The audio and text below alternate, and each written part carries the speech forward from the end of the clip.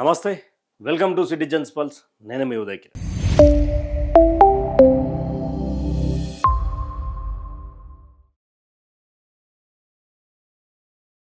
Telangana Gaddar film awards TGFA. Telangana Gaddar అవార్డ్స్లో ఎక్కడ లేనటువంటి విధంగా తెలంగాణ ప్రజా యుద్ధ నౌక అనరానటువంటి వాళ్ళను, తెలంగాణకు వాళ్ళకు సంబంధం లేనటువంటి వాళ్ళను, తెలంగాణకు అస్తిత్వం గురించి తెలియనటువంటి వాళ్ళకు, గద్దర్ గురించి అసలే ఏమీ తెలియనటువంటి వాళ్ళు ఈరోజు తెలంగాణ గద్దర్ ఫిలిం అవార్డ్స్లో పాల్గొన్నారు. వాళ్ళే హోస్ట్ చేశారు. ఒకసారి చూద్దాం, దానికి సంబంధించినటువంటిది ఒకసారి మాట్లాడే ప్రయత్నం చేద్దాం. పూర్తి స్థాయిలో ఒక పీపీటీ కూడా రెడీగా ఉన్నది. తెలంగాణ గద్దర్ ఫిలిం అవార్డ్స్, దానికి సంబంధించినటువంటి ముఖ్యమంత్రి గారు అవుతా ఉన్నారు, తర్వాత బట్టి గారు ఉన్నారు, సినిమాటోగ్రఫీ కోమటిరెడ్డి వెంకటరెడ్డి గారు ఉన్నారు, దిల్ రాజు గారు ఉన్నారు, తెలంగాణకు సంబంధించినటువంటి నిర్మాత. తర్వాత వీళ్ళు మాట్లాడినటువంటి మాటలు ఒకసారి వినండి. విన్న తర్వాత ఒకసారి మాట్లాడుకుందాం. గద్దర్ అవార్డ్స్ కి ఆయన పేరు పెట్టడంలో ఒక గొప్ప ఉద్దేశం ఉంది. గద్దర్ అంటే కేవలం ఒక వ్యక్తి కాదు, ఆయన ఒక అక్షర ఆయుధం. ప్రజాయుద్ధ నౌకగా పిలుచుకునే గద్దర్ గారు తన పాటలతో తెలంగాణ ప్రజల గుండెల్లో ఎప్పటికీ జీవించే ఉంటారు. ఆయన కాంట్రిబ్యూషన్ మన కళా సంస్కృతులకి విలువైనది మాత్రమే కాదు, అది ఒక చారిత్రాత్మకమైన ఒక ఆయుధం. తన డప్పు మూతలతో గద్దర్ గారి ఆశీర్వాదాలు, ఆయన కృషిని అంతా కలిపి, అంటే ఆయన లాగా ఎంతో మంది మరొకసారి పెట్టడంలో ఒక గొప్ప ఉద్దేశం ఉంది. గద్దర్ అంటే కేవలం ఒక వ్యక్తి కాదు, ఆయన ఒక అక్షర ఆయుధం. ప్రజాయుద్ధ నౌకగా పిలుచుకునే గద్దర్ గారు తన పాటలతో తెలంగాణ ప్రజల గుండెల్లో ఎప్పటికీ జీవించే ఉంటారు. ఆయన కాంట్రిబ్యూషన్ మన కళా సంస్కృతులకి విలువైనది మాత్రమే కాదు, అది ఒక చారిత్రాత్మకమైన ఒక ఆయుధం. తన డప్పు మూతలతో గద్దర్ గారి ఆయన కృషిని అంతా కలిపి, అంటే ఆయన లాగా ఎంతో మంది ఆర్టిస్టులు కూడా డెవలప్ చేద్దామని మన గవర్నమెంట్ డిసైడ్ అయ్యారు. దాని పేరు గద్దర్, తెలంగాణ గద్దర్ ఫిల్మ్ అవార్డ్స్. ఈ 2025 లో అందరికి ఈ ఇయర్ ఇచ్చేస్తున్నారు అవార్డ్స్ అన్నమాట. లోకంలోనే పెద్ద ట్రైబల్ ఫేర్ అయిన సమ్మక్క సారాలమ్మ జాతర నుండి మనం ఎంతో గ్రాండ్ గా సెలబ్రేట్ చేసుకునే సమ్మక్క సారాలమ్మ జాతర నుండి విన్నారు కదా, తెలంగాణ గద్దర్ ఫిలిమి అవార్డ్స్. తెలంగాణ గద్దర్ ఒక పీకిందాడ. ప్రజాయుద్ధ నౌక అనలేక పీకిందాడ. సమ్మక్క సారలమ్మ అనలేనటువంటి ఒక బిడ్డను తీసుకొచ్చి యాంకర్ని చేసిరాడ. తెలంగాణ అస్తిత్వాన్ని మంటగలపడానికి తెలంగాణ కాంగ్రెస్ పార్టీ ప్రయత్నిస్తుందా అనేది పెద్ద ప్రశ్న ఈరోజు. తర్వాత ఇంకేమని మాట్లాడతాడు, డప్పు మూతలతో కాదు, డప్పు మొత్తలతో. అసలు వీళ్ళు ఏడబుట్టిరు, ఏం సంగతి, ఎందుకు తెచ్చి ఈరోజు తెలంగాణ గద్దర్ ఫిలిం అవార్డ్స్లా? తెలంగాణ గద్దర్ ఫిలిం అవార్డ్స్లా సాక్షాత్తు చిరంజీవి గారు అన్నారు కదా, మన పక్క రాష్ట్రమైనటువంటి డిప్యూటీ సీఎం మరియు చంద్రబాబు గారు తర్వాత సినిమాటోగ్రఫీ ఆలోచించాలా, దీన్ని నంది అవార్డ్స్ ఇవ్వాలా అని చెప్పి మాట్లాడారు కదా. మరి తెలంగాణ గద్దర్ అవార్డ్స్లో ఎవరెవరికి తెలంగాణకు సంబంధించినటువంటి వాళ్ళకి ఇచ్చారు? అసలు ఈ నిఖిల్కి, ఇనాయా సుల్తానాకు తెలంగాణ గద్దర్ ఫిలిం అవార్డ్స్కు తెలంగాణ అస్తిత్వం గురించి ఏం తెలుసు? తెలంగాణ ప్రజా యుద్ధ నౌక అనలేనటువంటి ఈయన యాంకరా? తర్వాత వీళ్ళ గురించి మాట్లాడుకునే ప్రయత్నం చేద్దాం. ఫస్ట్ వీళ్ళకి సంబంధించినటువంటి నిఖిల్కి సంబంధించినటువంటి ఎక్కడ పుట్టిండు ఏందో మాట్లాడదాం. నిఖిల్ విజేంద్ర సింహ హోస్ట్ అంట. 1994 అంటే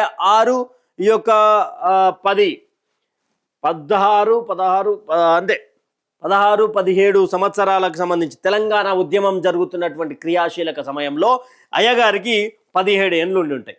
17 ఏండ్లు పుట్టిన ఈయన బర్త్ ప్లేస్ వచ్చేసి విశాఖపట్నం, ఆంధ్రప్రదేశ్లో పుట్టిరు. తర్వాత దానికి సంబంధించినటువంటి ఒకసారి మాట్లాడడం. తర్వాత ఇక్కడ నిఖిల్ విజేంద్ర సింహ దాదాపు 1994 అంటే ఇది ఒక వరకు 6, తర్వాత తెలంగాణ ఉద్యమం 2009 నుండి మొదలు పెడితే 2013 వరకు ఉవ్వెత్తునెగిసింది. 2001లో మొదలైనా సరే 2009, 10 ఆ సమయంలో ఉవ్వెత్తునెగిసింది. ఎంతోమంది ఆత్మ బలిదానాలు ఇచ్చిర్రు. గద్దరన్న పొడుస్తున్న పొద్దు మీద నడుస్తున్న కాలమా పోరు తెలంగాణమా హై అని చెప్పి పాటలు పాడినటువంటి ఆ సంవత్సరం అది. అయితే ఈయనకు 16-17 సంవత్సరాల కాలం ఉన్నది. తెలంగాణ ఉద్యమంలో ఏమైనా గణపతినైనా తెలంగాణ అస్తిత్వం కోసం పోరాడిండా? తెలంగాణ ఉద్యమంలో ఏమన్నా ఎక్కడన్నా కనిపించే ప్రయత్నం చేసిండా? తెలంగాణకు నిఖిల్ విజేంద్ర సింహకు ఏం సంబంధం? తెలంగాణ గద్దర్ అవార్డ్స్లో ఉండాల్సినటువంటి పరిస్థితి ఎందుకు వచ్చింది? ఇదొకటి. తర్వాత ఇనాయా సుల్తానా 1995లో పుట్టింది. అంటే ఈమెకు ఒక 16-17 ఉంటే తెలంగాణ అస్తిత్వం గురించి తెలియదు, తెలంగాణ పోరాటం గురించి తెలియదు. ఎంతో 1300 మంది బిడ్డలు ఆత్మ బలిదానం చేసుకుంటే వచ్చినటువంటి తెలంగాణ చరిత్ర తెలియదు, సమ్మక్క సారలమ్మ విశిష్టత తెలియదు, పేరు పలకడానికి రాదు, ప్రజాయుద్ధ నౌక అనడానికి రాదు. వీళ్ళు తెలంగాణ గద్దర్ అవార్డ్స్కి సంబంధించినటువంటి విషయంలో వీళ్ళు హోస్ట్. ఈమె ఎక్కడ పుట్టింది? నగరి, చిత్తూరు, ఆంధ్రప్రదేశ్లో పుట్టింది. తెలంగాణకు ఈమెకు ఏం సంబంధం? తర్వాత ప్రదీప్ మాచిరాజు ఎవరైతే గద్దర్ తెలంగాణ గద్దర్ ఫిలిం అవార్డ్స్లో హోస్ట్గా చేసి మాట్లాడినటువంటి ఆయన ఎప్పుడు పుట్టిండు? 1985 అక్టోబర్ 23 అమలాపురం ఈస్ట్ గోదావరి డిస్టిక్లో పుట్టిండు. అంటే 1985 అంటే దాదాపు తెలంగాణ ఉద్యమం ఉవ్వెత్తున ఎగుతున్నటువంటి సమయంలో, అంటే ఇదో 15 అదో 10, 2010 వేసుకుందాం. 25 సంవత్సరాల యువకుడు తెలంగాణ ఉద్యమం కోసం, తెలంగాణ రాష్ట్రం కోసం ఏమైనా పనిచేసిండా? ఏడనైనా కనిపించిండా? తెలంగాణ ఉద్యమంలో జై తెలంగాణ అని ఈరోజు తెలంగాణ స్వరాష్ట్రంలో ఉంటున్నటువంటి మనకు అండగా నిలబడ్డా? ఆయనకెందుకు ఇన్ని పైసలు? ఆయనకెందుకు ఇచ్చిర్రు అవకాశం? ముఖ్యమంత్రి రేవంత్ రెడ్డి గారు ఏనాడు కనిపించలే తెలంగాణ ఉద్యమంలో. తర్వాత మరొక్కటి, 1975లో పుట్టినటువంటి యాంకర్ సుమా కనకాల గారు. 75 అంటే 2000 సంవత్సరం వరకు 25 ఏళ్ళు, 2010 వరకు 35 ఏళ్ళు, 2010 శ్రీకాంతాచారి 2009 శ్రీకాంతాచారి మరణం తర్వాత సకల జనుల సమ్మె, మిలియన్ మార్చ్, తెలంగాణ ప్రతి ఒక్క బిడ్డ రొమ్మాలు నిక్కబొడుచుకుంటూ జై తెలంగాణ, జై జై తెలంగాణ, మా రాష్ట్రం మాకు కావాలి, మా నీళ్లు నిధులు నియామకాలు మావే బిడ్డ, నువ్వు అయ్యోనివా, నువ్వు అవ్వోనివా, తెలంగాణకి సాటి పాలోనివా అని ఆంధ్రోల మీద గర్జించిన తేలు విజయక్క లాంటి పాటలల్లా ఏనైనా కనిపించిందా? ఈడ దరిద్రమైనటువంటి పరిస్థితి ఏంది అంటే 2009 November 1 Arya 2 cinema audio launch. 2009 November 1 Arya 2 audio launch. దాంట్లో సుమా గారు యాంకర్. తెలంగాణ రాష్ట్రం అంతా ఏం చేస్తున్నది? తెలంగాణ రాష్ట్రం అంతా ఏం చేస్తున్నది అంటే రోడ్ల మీదకి వచ్చి మా రాష్ట్రం మాకు కావాలి, మా అన్నం మేము తింటాం, మా నీళ్లు మాకు కావాలి, మా ఉద్యోగాలు మాకు కావాలి అని చెప్పి జై తెలంగాణ అన్న నినాదంతో కోటి గొంతులు కలిపి నా తెలంగాణ నినాదం ఇచ్చింది నా తెలంగాణ రాష్ట్రం 2009లో. మరి ఈమెం చేసింది? ఆర్యా 2 సినిమా ఆడియో లాంచ్లో కనిపించింది, హోస్ట్ చేసింది. అంటే ఇక్కడ ఎవరికి తెలంగాణ మీద ప్రేమ లేదు. 2009లో ఆర్యా 2 ఆడియో లాంచ్లో ఈమె హోస్ట్. తెలంగాణ ఉద్యమం సమయంలో ఈమెనన్నా పనిచేసిందంటే జీరో. తెలంగాణ ముఖ్యమంత్రి గారిని అడుగుతా ఉన్నా, ఇవేమైనా గుర్తుకున్నాయా మీకు? ఇవేమైనా గుర్తుకున్నాయా అని అడుగుతా ఉన్నా. జై తెలంగాణ నినాదం మీకు ఇప్పటి వరకు గొంతులకి వెళ్ళి రాలే. తెలంగాణ సకల జనుల సమ్మె తెలంగాణ ఉద్యమాన్ని క్రియాశీలక పాత్ర పైపు మోసుకుంటూ తెలంగాణని రాష్ట్రం వచ్చే దిశగా కనిపిస్తుంటే మీరు తుపాకు రాయిని లేక, పిట్టెల రాయిని లేక తుపాకీ పట్టుకొని తిరిగిరు సార్. ఎవడు రా నిన్న తెలంగాణ నిన్నవాడేమంటారని గంగుల కమలాకర్ గారికి సపోర్ట్గా మీరు పోయిరని చెప్పేసి మీరు చెప్తా ఉన్నారు. ఇట్లా పలానా సభ పెడతా అంటే నేను తుపాకీ పట్టుకొని పోయి నన్ను వాడరా పీకేదాన్ని తుపాకీ పట్టుకొని పోయినా. ఉద్యమాల కిల్లా ఉస్మానియా ఆర్ట్స్ కాలేజ్ వద్ద జై తెలంగాణ నినాదాల మీ చెవులపోటి వినిపించినాయి ఆ రోజులలో అంటున్నా. ఒకరేమో గద్దర్ గురించి మాట్లాడే ప్రయత్నం చేస్తారు, ఇంకొకటి మాట్లాడడం. ఇక్కడ వీళ్ళు కనిపిస్తున్నారా? వీళ్ళు ఎవరు అనుకున్నారు? వీళ్ళు తెలంగాణ ఆనిముత్య అని అన్ని కేటగిరీలో కాదు, యాంకరింగ్లో తెలంగాణ ఆనిముత్యాలే. సుమ, ప్రదీప్ మాచిరాజు, ఆ నిఖిల్, ఆ విజయసింహ, ఇనాయా సుల్తానా, ఇలా కంటే వీళ్ళు బెస్టే. తెలంగాణ బిడ్డలు కాబట్టి మేము బెస్ట్ అనే చెప్పుకుంటాం. ఓ ఉదయభాను కెరియర్ స్టార్ట్ చేసినప్పుడు ఈ విజయసింహ ఏడున్నాడు, ఈ ఇనాయా సుల్తాన్ ఏడున్నది, ఈ ప్రదీప్ మాచిరాజు ఏడున్నాడు? ఎవరు వీళ్ళంతా? తెలంగాణకు వాళ్ళకేం సంబంధం? తెలంగాణ గద్దర్ పేరు పలకడానికి రానటువంటి వాళ్ళు వీళ్ళంతా ఎవరు? పనికిమాలిన ఉదయభాను. ఈమెకెందుకు అవకాశాలు ఇవ్వలేకపోతుంది తెలంగాణ రాష్ట్రం? తెలంగాణ స్వరాష్ట్రం వచ్చిన తర్వాత తెలంగాణ రాష్ట్రంలో తెలంగాణ బిడ్డలకు ఎందుకు అవకాశం ఇవ్వలేకపోతే? తెలంగాణ యాస భాష జబర్దస్త్ మాట్లాడుతుంది కదా ఉదయభాను. రేవంత్ అన్న కళ్ళకు కనిపిస్తలేరా? సినిమాటోగ్రఫీ మంత్రి గారు కోమటిరెడ్డి వెంకటరెడ్డి గారు దీని మీద ఆ పునరాలోచన చేయాల్సిందే, తెలంగాణ బిడ్డలం పెడదాం అని. చిరంజీవి గారే అన్నారు కదా పక్క రాష్ట్రం అని. పక్క రాష్ట్రంలో ఉన్నటువంటి వాళ్లకు దిక్కు దివానా లేక తెలంగాణ రాష్ట్రంలో సినిమాలు తీసుకుంటూ తెలంగాణ రాష్ట్రంలో ఉంటున్నారు. వాళ్ళని పట్టుకొని వాళ్ళను హోస్టింగ్ ఇచ్చుడే. తర్వాత శివజ్యోతి గారు కూడా పక్కా తెలంగాణ ఉద్యమంలో క్రియాశీలక పాత్ర పోషించింది.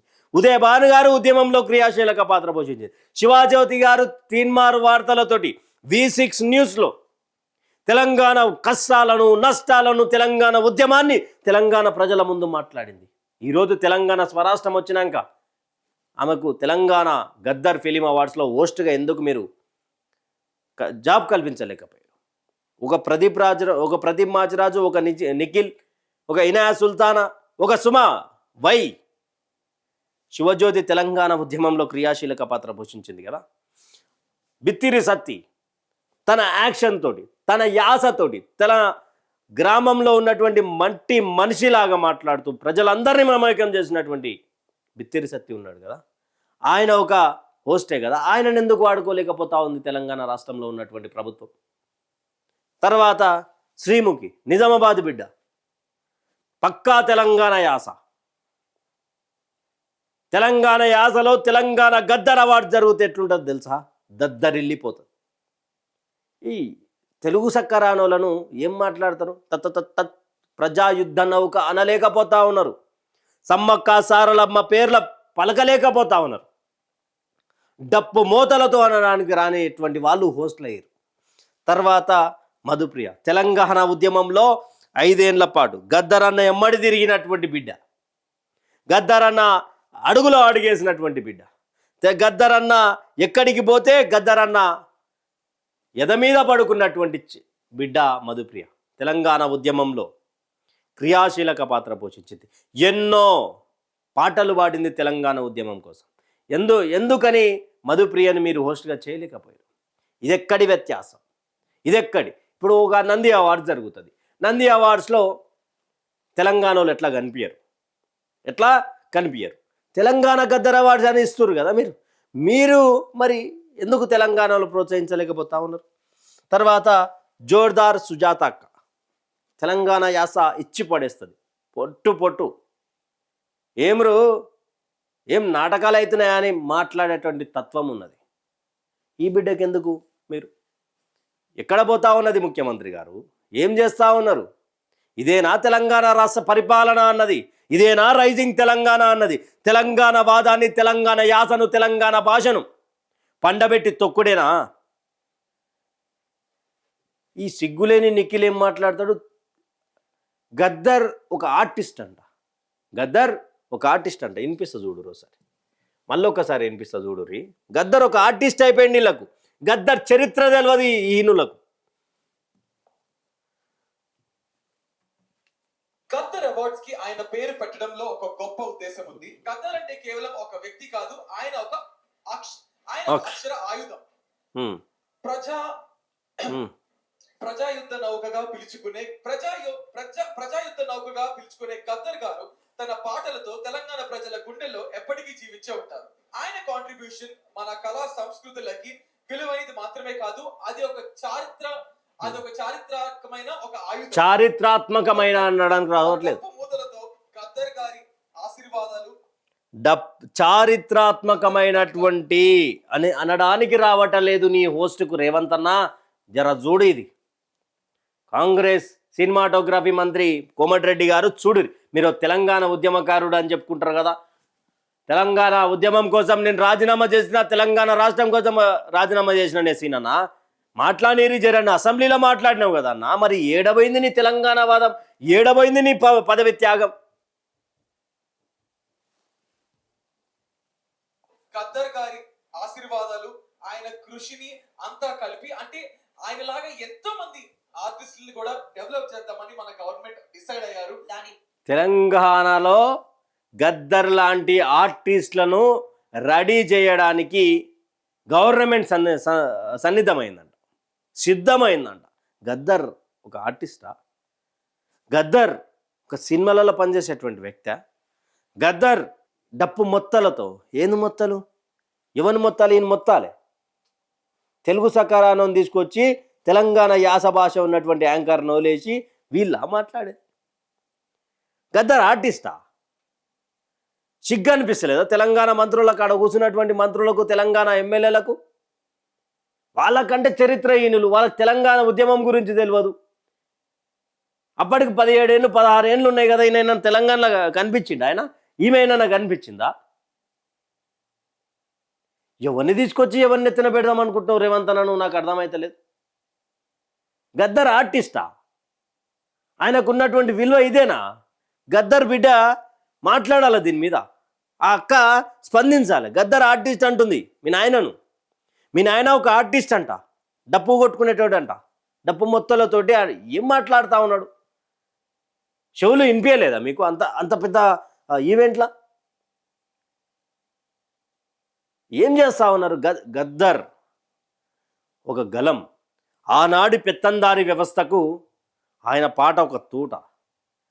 ఆయన పాడినటువంటి పాటలకు ఇదే ఆంధ్ర గవర్నమెంట్, ఇదే ఆంధ్ర పాలకులు చేసినటువంటి గిఫ్ట్ ఏం తెలుసా?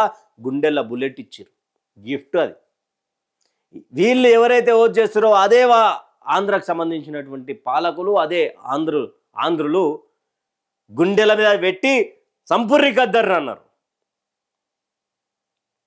గద్దర్ ఒక ఆర్టిస్టా? ఏ విధంగా ఆర్టిస్ట్ ఏండో నిఖిల్ గారు మాట్లాడాలి దీని మీద. చూసి చదవనీకి వస్తలేదు. ఆనాటి దేశ్ముఖ్ దొరలను పరిగెత్తించిండు గద్దర్.